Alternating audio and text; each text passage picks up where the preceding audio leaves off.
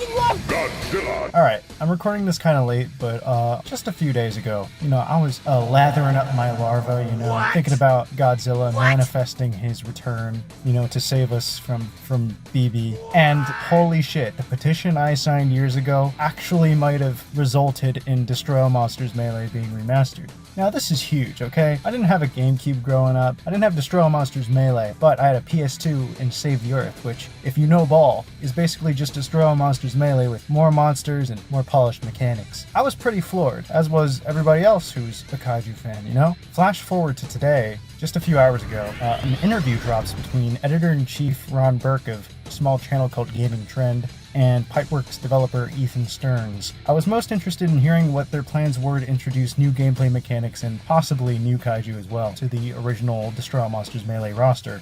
But I was left with more questions than I probably should have had. So first of all, they talk about leveling up your monster, similar to the only other game I can think of that does this for all monsters in the roster is the one that came out around 2014, the one that's like impossible to get without selling your child. From the looks of it, they didn't really go into it that deeply. It will only affect the story mode, but that's just a guess.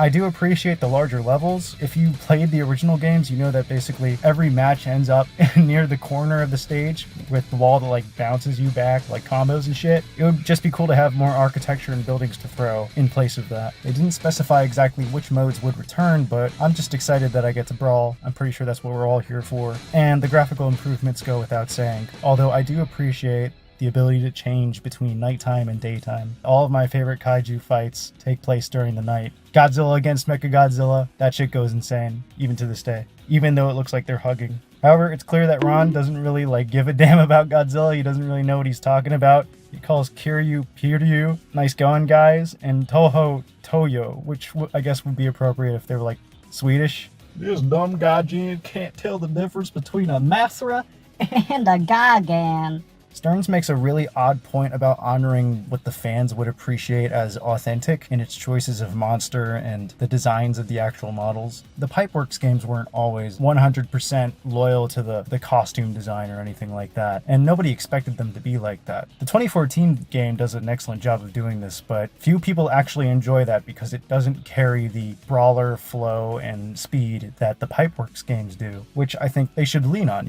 And I'm sorry to go into so much detail about this, but his whole point is basically making little changes that only the hardcore fans would notice, and maybe they wouldn't even expect them at first, but they would appreciate them. Well, I'm telling you right now that I don't understand or appreciate the logic of cutting Mechagodzilla 2 for no reason, when the Godzilla and King Ghidorah and Mothra in that game could easily substitute for their Heisei era counterparts. Okay, not even cutting MG2 for no reason, more like cutting him for a completely dishonest, thoughtless, out of touch, and wrong reason. I really don't give a damn if the 1993 Mechagodzilla doesn't fit within the era because A, yes he obviously does, because Godzilla 90s is a fucking character that you made, and B, it doesn't matter anyway because you can have multiple Mechagodzillas from every era like you did have for every other game you've ever made. No Godzilla fan on Earth ever complained that they had the option to play Kiryu, MG2, or MG1 in one game because it never happened in canon. Because these games were never about the standardization of designs, and were inarguably better for it. Half of these monsters aren't even the same fucking size, and going by your naming convention, Godzilla 90s would smush Godzilla 2000 because he's twice the fucking height. And likewise, Mecha Chudzilla 1974 would get his shit rocked by Mecha Chadzilla 2's metallic tip. Do you understand how this obtuse shit doesn't really matter in these fighting games? So why are we cutting characters in this 20-year-old game when we should be trying to make it better? Are you not trying to lovingly remaster this game? Don't send any hate, obviously, but before seeing this interview I was so excited to see what they would add, not what they would replace. You watch the first trailer, right, and you see the original Mechagodzilla, your first thought is, holy shit, they're adding new characters. Not, oh shit, they're replacing a character that's been there since the beginning. And this has me worried because I didn't see the Millennium Godzilla in that trailer. The logical next step is then removing him and keeping the Heisei Godzilla only.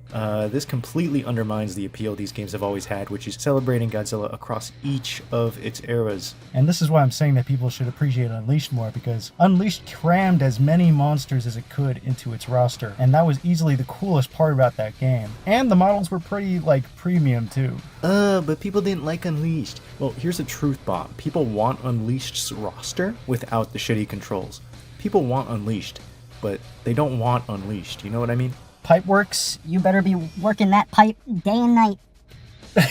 And if these are the guidelines that Toho are providing, or Pipeworks is just cutting characters to save on development time, I get it. There's probably a reason they're only remastering Destroy All Monsters Melee. Well, I would maybe hold off on that pre-order until I find out more about the game that I actually want to see, because I want to see as many monsters as they can add. I'm aware that this is a very reaching segment and it may seem overly dramatic, but if they want to give away essential information in an interview that nobody's going to watch, it's fair game for me to voice my concerns, because this is not good communication with the fans about what they actually want from these games. To be fair, the original petition wasn't very specific to begin with, but in my ideal universe, what we get is basically save the Earth with an Unleashed level roster, and that's really it. Even casual kaiju fans like Ron Burke and his zero knowledge of what Toho even is would appreciate that they have as many varying kaiju to play and experiment with as possible from many different eras. Godzilla is an anthology, and it's time we start respecting that in a game format that doesn't play like Unleashed. And plays more like the remastered versions of these games that we always wanted. Now guys, I know a lot of you weren't on Gigabash, alright? So I'm gonna need you guys to try harder. So enough of my bitching and whining. Thank you for sitting through this. I don't often do this video format. We call them Duende. They're so cute! We will be leaving shortly with the crew, please.